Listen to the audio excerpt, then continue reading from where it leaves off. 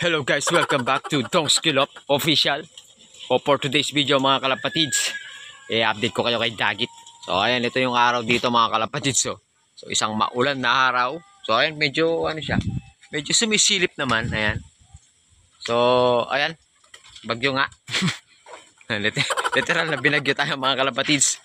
Pati yung yung bahay ng mga kambing ko dyan, ayan, natumba. So gagawin ko na lang mamaya.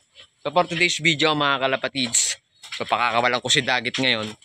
Pero bibigyan ko muna ng pagkain, tapos bibigyan ko ng vitamins, tapos lalagyan ko ng clip ring kasi wala siyang singsing. So yun yung gagawin natin. Tapos lalagyan ko ng sulat para sakaling mabasa nung kalapatids natin, mag-comment na lang siya sa aking channel, Dong's Kilop. O napapansin nyo, nakabalot yung lop kasi nga maghapon na ulan dito, tsaka pagkagising ko kaninang umaga maulan pa rin. So ay mga kalapatids, pero pakakawalan ko yung mga warriors ko ngayong araw. So ayan so maya maya lang pakakawalan natin, papalo-apply ko sila. Ayun so sabik na rin lumabas yan. So ayun panahon, hindi na masyadong kalakasan ng ulan pero may ambon-ambon pa rin.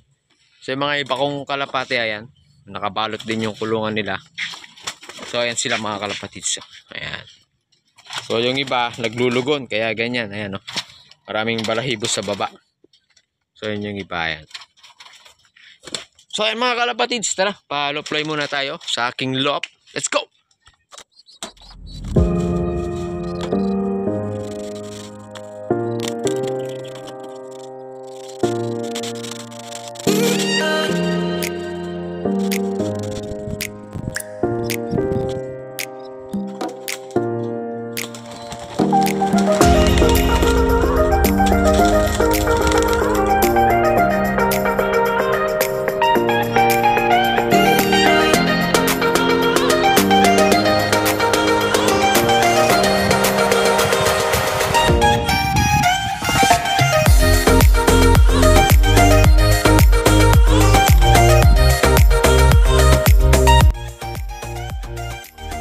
So ayun mga kalapatids, yun na sila.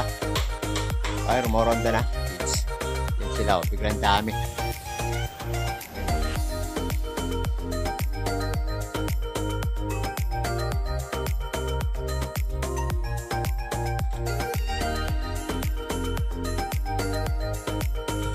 Okay mga kalapatids, puntahan na natin si Dagit. So nandito siya sa likod.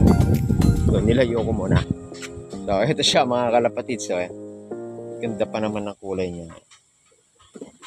Yun Kaso nga lang yun yung singsing niya parang alambre lang na ginawa.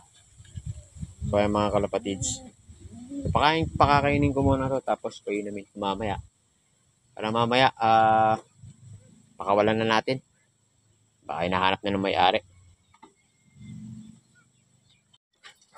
So yan mga kalapatids, kumakain na siya, yung Dagit. Ayan. So, binigyan ko ng breeder mix.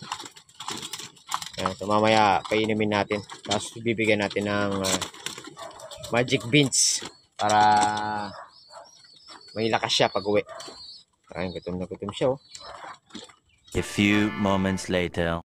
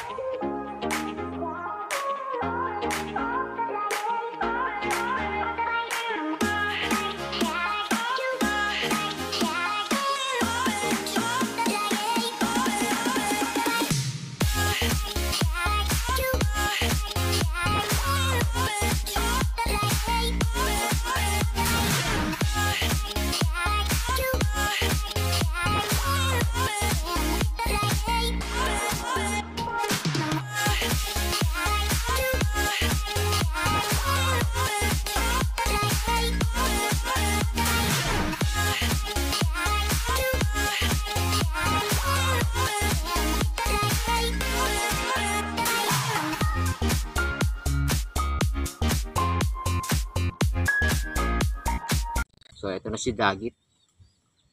Ayan siya mga kalapatids. Uy, ang ganda ng mata niya. Kaya mga kalapatids, bago natin pakawalan, bibigyan muna natin ng magic beans yan para may lakas siya pag umuwi.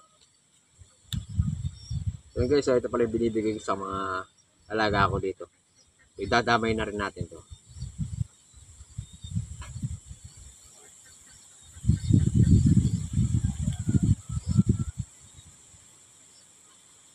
Yun, pasok. Mga kalapatids, bibigyan ko na rin ng clip ring. Ayan, o.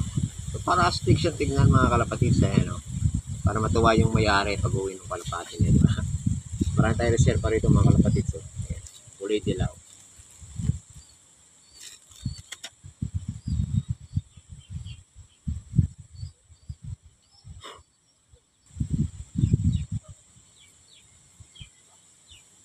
So, o, di ba?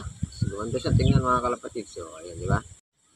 So, yung mga kalapatids, nalagyan ko na ng sulat. So, ayan, ito yung clip ring niya. Ganda, tsaka sulat. So, sana makauwi sa amin niya to. Gandang kalapati, oh. So, nga lang, ayan, medyo may kuto. Pero hindi naman ganun kadaan. So, sana makauwi ka sa amo mo. Dito na lang natin pakakawalan si Dagit. Ito. Medyo maluwang, ayan. Yung mga laga kong kambing, ayan, oh. Kita nyo ba? Ayun sila, oh. So, mamaya ako pakukunin yun. Punta tayo dito. Yan, wala nang ulan mga kalapatids. Pero makulimlim. At mahangin. So, ayan. Sana wag kang abutin ng ulan. So, ito na. Paalam na Dagit.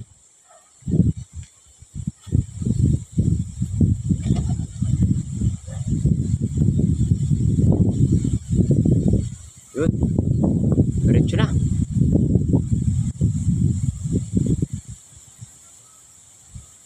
Yun. So ayun mga kalapatids, nakauwi na si Dagit.